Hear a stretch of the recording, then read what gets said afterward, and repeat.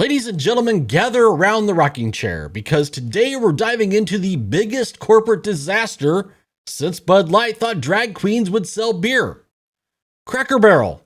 Yes, the restaurant where your grandma buys a porcelain rooster and your kids beg for a harmonica. They decided to rebrand. And when I say rebrand, I mean they took a shotgun to their own reputation and pulled the trigger twice. This is the story of the worst rebrand in recent memory. Maybe ever.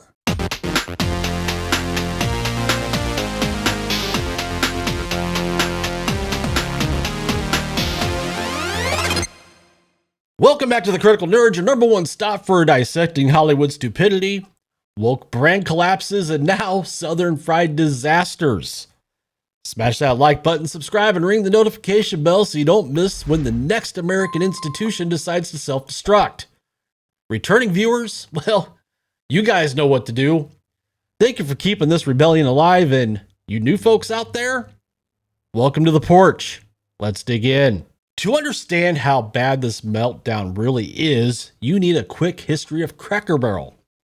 Founded in 1969 in Lebanon, Tennessee by Dan Evans, the company's genius was simple. Build a gas station, a country store, and Southern restaurant all in one, right on the interstate. Travelers got fuel, biscuits, and a souvenir shot glass all in a single stop. The vibe was always old general store, antique saws on the walls, rocking chairs on the porch, hash brown casserole on the plate, and you know what? It worked. Cracker Barrel grew into 660 plus locations, pulling in billions. That's billions with a B. With that little knick-knack shop alone accounting for $700 million in revenue a year. Basically, their business model was trap you in a gift shop with your kids for 15 minutes and see if you can leave without buying a kazoo. Spoiler, you can't. Let's fast forward now to 2023. New CEO Julie Masino takes the wheel. Her resume? Starbucks marketing exec. You know, the company that sells itself without commercials because caffeine addiction is the marketing. Then Taco Bell president, where she helped transform taco huts into soulless gray cubes that looked like they were designed by IKEA interns. So naturally, she rolls into Cracker Barrel and says, what if we strip away the cozy, rustic Americana vibe and replace it with the aesthetic of a white-walled rental property on Zillow? And thus, the nightmare begins. So let's talk about that new logo. You know, the one with the old man leaning on the Cracker Barrel? Well, they decided that that old man leaning on the Cracker Barrel had to go. And the new design? Well, the new design looked like a generic font you'd find on Microsoft Paint. The remodels? Yeah, they stripped the antiques off the walls, painted everything white, slapped on plaques so it looked more like a history museum than a restaurant. Customers hated it. Investors hated it.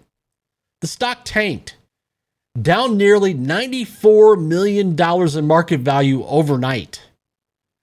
And for once in modern history, Democrats and Republicans actually agreed on something. The new Cracker Barrel branding sucks. When you've got Donald Trump and Gavin Newsom on the same page, that's when you know you've created the eighth sign of the apocalypse. But instead of listening, Cracker Barrel pulled the classic Disney Marvel playbook. They attacked the fans. They attacked the paying customer. CEO Julie Masino went on TV, I believe it was on Good Morning America, and said customers were begging for the remodels. Yeah. She looked into America's face and said, actually, everyone loves it. Meanwhile, social media was torching them. Steak and Shake was trolling them, and even Denny's joined in with the memes. Worse, leaked investigations showed that corporate leadership had been sinking millions of dollars into DEI initiatives, Pride-branded rocking chairs, and activist partnerships completely out of sync with their Tennessee customer base. Suddenly, the backlash wasn't just about ugly logos. It was about the company abandoning its identity. After one brutal week, Cracker Barrel, well, they caved. The company issued a statement, and I quote, "We thank our guests for sharing your voices. We said we would listen, and we have. Our new logo is going away, and our old timer will remain." Now, Trump himself even congratulated them on Truth Social, which might be the most surreal endorsement since he once recommended McDonald's Filet-O-Fish. Stocks rebounded, customers cheered, and Cracker Barrel pretended like the whole thing never happened. New Coke meets new barrel. So here's the kicker in all this. Only 30 out of some 660 plus Cracker Barrel locations were ever remodeled. That's it. Which raises the question, was this a deliberate PR stunt? Some argue it's corporate 4D chess. Sacrifice a few locations, get billions of dollars in free publicity, then heroically restore the old branding and win back goodwill. Others say, no, this was just incompetence on steroids. Either way, this fiasco united Americans in a way no politician has in decades. Complaining worked. Customers spoke, and the company actually reversed course. Now imagine if Disney would ever do that. So what's the lesson here? Stop trying to modernize institutions people already love. No one goes to Cracker Barrel for sleek minimalism. We go for biscuits, gravy, rocking chairs, and walls cluttered with 1930s farm tools.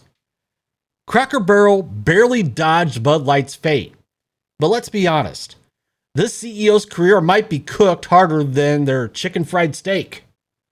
What do you guys think? Was this the dumbest rebrand of all time or a secret genius PR stunt? Drop your thoughts in the comments. I might pin the best one. Don't forget to like, subscribe, and share this video so we can keep roasting corporate insanity together. I'm the Critical Nerd, and remember, if your brand ain't broke, don't fix it. Unless you're Cracker Barrel, then fix it back.